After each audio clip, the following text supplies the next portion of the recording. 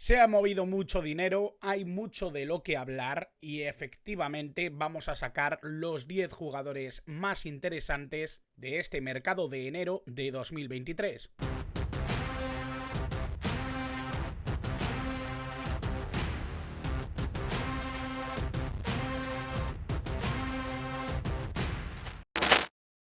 Muy buenas a todos, bienvenidos a un nuevo vídeo del canal, bienvenidos a un nuevo vídeo en el que vamos a hablar de mercado de fichajes, vamos a hablar de esos fichajes de enero que más me han gustado, que más me han llamado la atención. No son especialmente los mejores, no son objetivamente los que más pueden ayudar a sus equipos o los que más interesantes son por contexto, por gasto, nada tiene que ver con eso, simplemente es mi preferencia. Voy a comentar 10 fichajes que a mí me han llamado la atención, que me han gustado y obviamente voy a explicar por qué. Así que si tenéis otras sugerencias, otras opciones, por supuesto lo podéis dejar en comentarios, estaré encantado de leerlo y por supuesto si os gusta mi contenido, dadle like al vídeo, suscribíos si no lo estáis ya y por supuesto compartidlo con aquellos con los que creáis que puede serle interesante. Y sin entretenerme más, vamos allá con esos 10 fichajes que me han encantado en este mercado de enero. Bueno, vamos a ir en orden y el primero que he cogido en esta lista del 10 al 1 es Viktor Sigankov. Un futbolista que a mí siempre me gustó en el Dinamo de Kiev. Creo que es un futbolista muy interesante, un futbolista que ha funcionado siempre en el contexto del fútbol ucraniano, un jugador que incluso ha ido cogiendo sitio en la selección ucraniana, ha perdido un poquito de fuelle precisamente también por el ascenso de otro de los nombres de este mercado de fichajes como es Mudryk y bueno, me interesa sobre todo porque llega a la Liga Española, porque llega a un campeonato en el que va a tener cierta libertad para poder exponer su talento, esa velocidad, esa capacidad incluso de disparo, un jugador que puede jugar tanto en banda derecha como en punta. Creo que para el Girona puede ser un jugador interesante si logra mostrar todo su potencial y por supuesto creo que tiene un precio bastante aseadito. Hay que decir que en el mercado español no ha habido grandes sumas, no ha habido grandes cifras con los que poder comparar, sin ir más lejos. El fichaje más caro ha sido Montes por el Español y bueno, me llamaba la atención precisamente que llegara Viktor Sigankov a un Girona que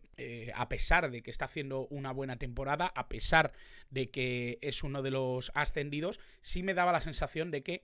por encaje podía ser muy buena opción, muy interesante este extremo derecho que ha jugado en la liga ucraniana hasta hace muy poco. Estamos hablando obviamente de un futbolista ucraniano, ya lo hemos dicho, 24 añitos, yo creo que todavía tiene bastante futuro en el fútbol de élite, creo que tiene mucho que decir todavía en el panorama internacional y por supuesto estamos hablando de un extremo a banda cambiada, es zurdo, tiene muy buena pegada, ya he dicho que puede jugar también en punta, es un jugador que en la selección ucraniana ha jugado en ambas bandas y esto yo creo que también le ha dado la posibilidad de jugar muchos más minutos, ¿no? Es cierto que ahora con el ascenso de Mudryk parece que es difícil que vaya a recuperar esa titularidad, pero veremos cómo son los acontecimientos, sobre todo veremos qué tal encaje tiene en el Girona y por supuesto veremos qué tal encaja y qué tal se adapta a la Liga Española. El siguiente fichaje es Josip Brekalo, el número 9, un fichaje que ha costado 1,5 millones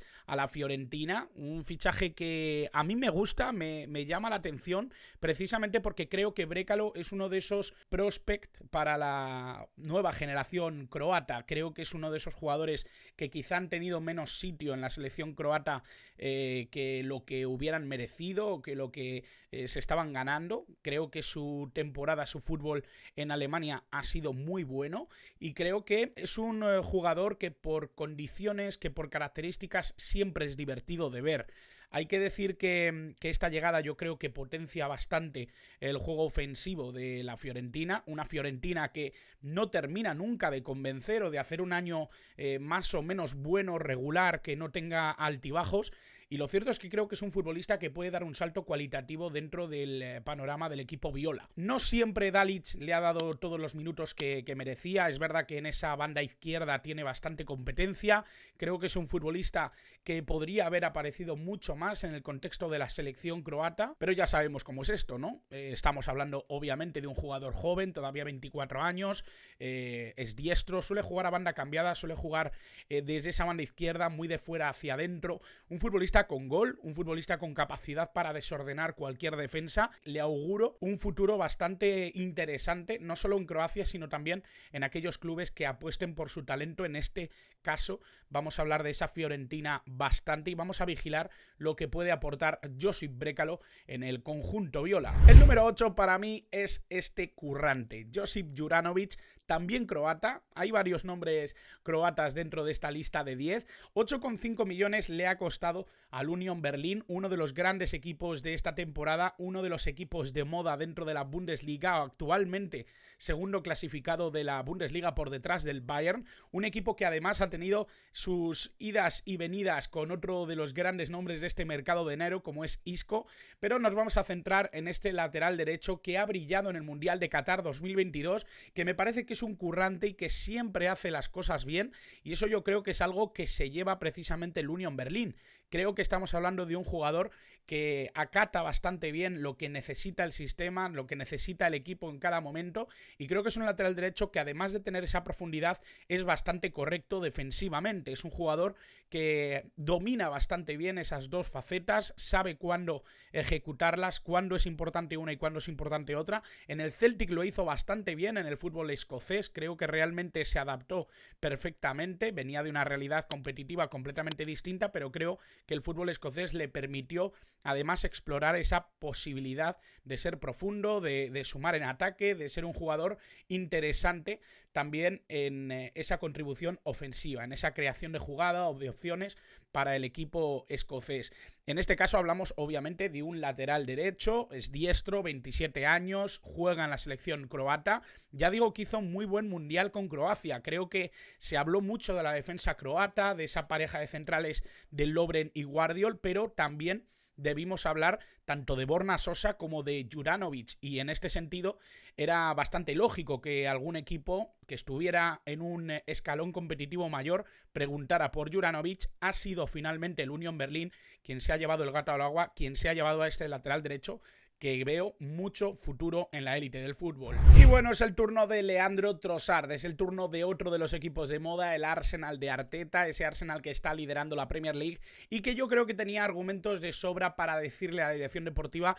que necesitaban ciertos fichajes, que necesitaban mejorar ese fondo de armario que muchas veces se ha convertido en uno de los hándicaps de este Arsenal. Creo que Leandro Trossard es un grandísimo movimiento por varias razones. Primero, porque es un extremo que puede jugar en ambas bandas, que encuentra bien la solución, sobre todo a jugadas ofensivas que requieran muchas veces ese movimiento en diagonal, de fuera hacia adentro. Un jugador que no se siente incómodo en el área, que tiene gol, que tiene ese olfato para aparecer en las zonas en las que se le necesita. Sobre todo un jugador maduro que está empezando a competir además y empezando a ser importante dentro de la selección belga, que de momento no tiene seleccionador. Y yo creo que ahora mismo Leandro Trossard es uno de esos jugadores que han funcionado en su equipo, que han llamado la atención y que por supuesto tenían que dar un salto cualitativo. Yo creo que incluso por edad necesitaba precisamente, ¿no?, subir esa categoría, plantearse nuevos retos. En el Brighton estaba haciendo muy buena temporada, sobre todo en estos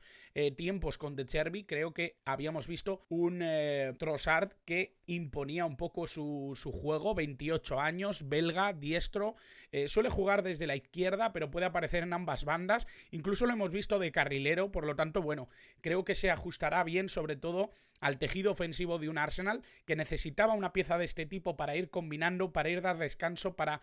hacer un poquito de rotación en un equipo que siempre se ha comentado que tenía poco fondo de armario para intentar competir también cuando algunas de las piezas importantes no estuvieran a la perfección. Y bueno, no nos movemos de la Premier, seguimos hablando de la Liga Inglesa. Vamos a hablar de Pedro Porro, otro de esos movimientos interesantes, un movimiento que precisamente se da hasta junio del año en el que estamos, del año 2023. Es una cesión con opción de compra, no sé si obligatoria. Lo que está claro es que se ha cerrado un precio en torno a los 45 millones de euros. Creo que no se ha llegado a esa cláusula de rescisión que tenía precisamente con el Sporting de Portugal. Es un jugador que conocemos perfectamente de su tiempo aquí en España. Pasó por el Real Valladolid, por supuesto, a los seguidores del Pucela que estén por aquí, recordarles que Pedro Porro estuvo en la banda derecha del Pucela, menos tiempo del que quizá deberíamos haberlo visto. Y bueno, lo cierto es que es un jugador que ya llevaba tiempo siendo importante en la liga portuguesa, fue jugador de la temporada incluso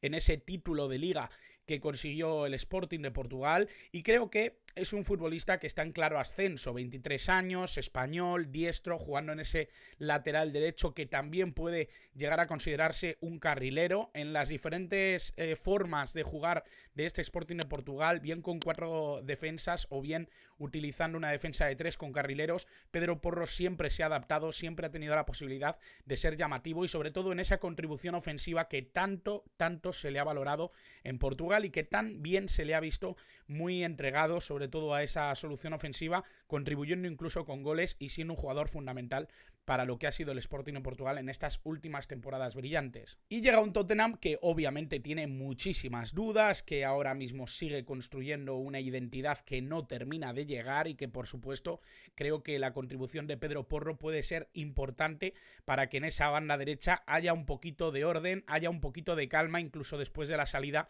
de Matt Doherty, por el que apostaron después de una buena temporada en Wolverhampton y que ahora Pedro Porro va a intentar hacer olvidar a la parroquia de los Spurs. Y bueno, llegamos al ecuador de este top 10 de fichajes de enero con un nombre que a mí me parece fundamental. Creo que es muy importante este nombre porque de alguna manera refuerza una posición importantísima en la historia del Bayern de Múnich. Siempre ha habido jugadores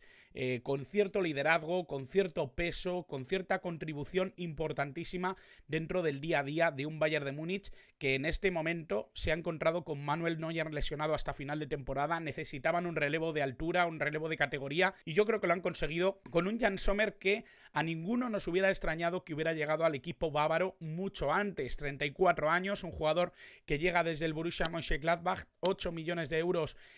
han tenido la posibilidad de moverle de un equipo a otro y por supuesto creo que es uno de los grandes nombres de la selección suiza, un jugador ya digo veterano, curtido, con experiencia en el fútbol suizo, en ese Basilea. Recordemos que es el nombre que elige el Borussia Mönchengladbach para sustituir a Marc-André ter Stegen cuando marcha al FC Barcelona. Y bueno, yo creo que es un portero con muchísimas garantías, siempre es sinónimo de ganar puntos para su equipo y por supuesto creo que es un nombre a tener muy en cuenta ahora que valoraremos estos meses del Bayern de Múnich de Julian Nagelsmann. Y sin movernos del Bayern de Múnich vamos a hablar del nombre número 4, del nombre que a mí también me parece que envuelve cierta aureola de sorpresa, de posibilidades, de lo que puede contribuir Joao Cancelo en un Bayern de Múnich que lleva buscando lateral muchísimo tiempo. Para mí, siempre lo digo, están buscando lateral firme, seguro, titular desde los tiempos de Philipp Lahm. Ha habido muchas probaturas, ha habido jugadores que han hecho partidos de muy buen nivel en esa posición sin ser propiamente un lateral derecho, pero yo creo que la contribución de Pavard o de Stanisic o del propio Masraoui o cuando se ha utilizado a Joshua Kimmich no podían llegar al nivel de exigencia que muchas veces se le pide a un lateral derecho de un equipo tan importante y con estas ambiciones como el Bayern de Múnich. En este caso llega Joao Cancelo, un jugador que ha destacado sobre todo en banda izquierda, pero que parece que llega para contribuir en esa banda derecha del Manchester City al Bayern de Múnich. Creo que Nagelsmann lo pide propiamente porque creo que es un jugador que más allá de que haya brillado en una banda, relativamente es su posición natural como es el lateral derecho, puede ser importante, puede ser un jugador que crezca todavía con esos 24 años, con esa contribución que también está teniendo y ha tenido en la selección portuguesa y sobre todo con el futuro que le parece augurar en la Bundesliga y que le permita seguir creciendo lejos de lo que parece que le ha sacado de la rutina del Manchester City. Parece que le han sacado de las portadas de los diarios desde el hecho de que era un jugador importantísimo dentro de la táctica del Manchester City a prácticamente ser uno de los jugadores más cuestionados del 11, precisamente por algunos rifirrafes, desencuentros con Pep Guardiola. Parece que ha habido cuestiones extradeportivas que han convencido a Guardiola para sacarlo del equipo, y por supuesto Joao Cancelo quería seguir demostrando que es uno de los grandes nombres en el presente y en el futuro, y por supuesto creo que en el Allianz Arena puede demostrarlo. Y llegamos al podio, llegamos al top 3 y nos encontramos con un nombre del que ya hemos hablado muchísimo. Hay incluso un vídeo que os dejo por aquí interesante hablando precisamente de este fichaje, incluso las características y habilidades y encaje de Mihailo Mudryk en el Chelsea. Un fichaje de 100 millones que ha llamado muchísimo la atención por la cantidad, por la edad del jugador, por lo que había demostrado en la élite. Muy poquitos partidos en la máxima competición europea, como es la Champions League, pero sí que había convencido las características y las habilidades de un Mihailo Mudryk que parece que lo está haciendo todo corriendo. Un jugador súper rápido, un jugador con muchísimo desborde, con muchísima capacidad para sorprender y brillar en todos los encuentros. 22 años, internacional ucraniano. Ya hemos hablado antes de Sigankov, lo estamos haciendo ahora de Mudryk, el jugador que parece a priori le ha ganado la posición en la selección ucraniana. Un diestro que juega a banda cambiada por esa banda izquierda, un jugador que le gusta participar en el tejido creativo de la jugada ofensiva y que por supuesto creo que puede crecer mucho en este Chelsea. En su debut ya demostró que tiene cosas diferentes, que puede participar mucho y bien dentro del contexto del equipo londinense y que por supuesto tendrá que demostrar que puede rentabilizar con juego, con goles, con habilidad esos 100 millones que ha costado al Chelsea. Y bueno, más allá de que no se haya llevado muchos focos en estas últimas semanas, porque fue uno de los fichajes más tempranos del mercado de fichajes de enero de 2023, he querido poner a Cody Gakpo en este top 2, porque me parece que es un jugador fundamental para entender la nueva estrategia deportiva del Liverpool, incorporar a un jugador que pueda jugar en varias posiciones en el ataque, un jugador que pueda suplir en muchos casos las lesiones que está teniendo el equipo de Jürgen Klopp, las posibilidades que da Cody Gakpo, un jugador neerlandés que estaba brillando, que estaba siendo uno de los grandes nombres de la Eredivisie en el PSV de Van Nistelrooy, creo que son infinitas dentro del equipo de Liverpool. Quizá no ha caído con buen pie, que todavía tiene que demostrar muchas cosas, todavía no es el jugador que hemos visto en la Eredivisie o propiamente en el Mundial de Qatar con Países Bajos, pero creo que es un futbolista que tiene mucha capacidad para mejorar, mucha capacidad para ser importante en el futuro de este equipo, en el futuro del Liverpool, en el futuro de este equipo que ahora mismo no está en su mejor momento, que ahora mismo lo está pasando francamente mal, y yo creo que con estos 23 años, con su capacidad para adaptarse al fútbol de diversas formas y entendimientos, yo creo que estamos ante un jugador que puede hacer época en el Liverpool y que sobre todo creo que se va a sentir cómodo dentro de la Premier League en cuanto pase un tiempo y logre adaptarse a su ritmo, a sus necesidades y sobre todo se entienda con sus compañeros de equipo. Bueno, y llegamos a la joya de la corona, el nombre que, bueno, ha rulado por todos los noticieros, por todos los periódicos, por todo lo que ha sido esta última semana de fichaje y casi durante todo el mes de enero. Enzo Fernández se destapaba como el gran nombre de este mercado de 2023, de comienzos de 2023 y sobre todo del mercado que cerraba de alguna manera el capítulo mundialista, el que ha podido mover a algunas figuras como es el caso de Enzo Fernández con una gran participación en ese campeonato mundial. Creo que Enzo Fernández no solo creció, sino que también demostró la capacidad que muchos le habíamos visto en el Benfica. Mucha gente, muchos clubes probablemente no habían atendido al nivel que había mostrado dentro del equipo de Roger Smith. Creo que Enzo Fernández ya venía demostrando desde hace mucho tiempo, incluso desde River Plate, venía demostrando que era un mediocentro con muchísimas características y habilidades que encajaban en Europa, que encajaban en la élite y que sobre todo tenía capacidad de crecimiento. Lo que no esperábamos de ninguna manera fuera que el Mundial fuera tan grande para él, que fuera tan importante y que sobre todo le condujera a protagonizar uno de los grandes episodios del mercado de fichajes de enero, siendo el fichaje más caro de enero, siendo el fichaje que ha copado todas las miradas con esos 121 millones de euros que ha pagado el Chelsea al Benfica para hacerse con la figura, para hacerse con el medio centro argentino. Hay que decir que tiene 22 años, que a pesar de la madurez que demuestra en su juego, es un futbolista que todavía puede crecer, que todavía puede hacerse con las manijas en muchos casos de la selección argentina, siendo un jugador ya importante dentro del cuadro albiceleste. Creo que todavía puede coger mucho más peso, un mediocentro que A mí me gusta más cuando tiene un poquito más de vuelo, cuando no se cierra a la posición de pivote o de 5, como lo suelen llamar en Argentina, y creo que esa capacidad para ir y volver es una de las grandes cosas que tiene Enzo, esa visión de juego, esa capacidad para meter pases en corto, pases en largo, siempre ser certero y siempre encontrar la mejor opción en la jugada ofensiva, y eso yo creo que es algo que ya hemos visto en el Benfica, que hemos visto en este Mundial de Qatar 2022 y que esperan todos los aficionados del Chelsea, todos los aficionados blues, que pueda replicar con el número 5 a la espalda en el equipo londinense. Y bueno, espero que os haya gustado este vídeo, espero que os haya gustado este repaso por los 10 fichajes que más me han llamado la atención de este mercado de enero. Ya digo, como siempre, que os suscribáis, que dejéis el like si os ha gustado, que compartáis a quien creáis que le puede gustar y por supuesto que dejéis vuestros favoritos en los comentarios y que yo los leeré, comentaré, intentaré daros feedback, porque para mí esto es lo que tiene que tener este canal: comunidad, que tenga un poquito de debate, que tenga un poquito de ideas de unos y de otros, y por supuesto, como siempre, esto no sería nada si no eligierais estar al otro lado.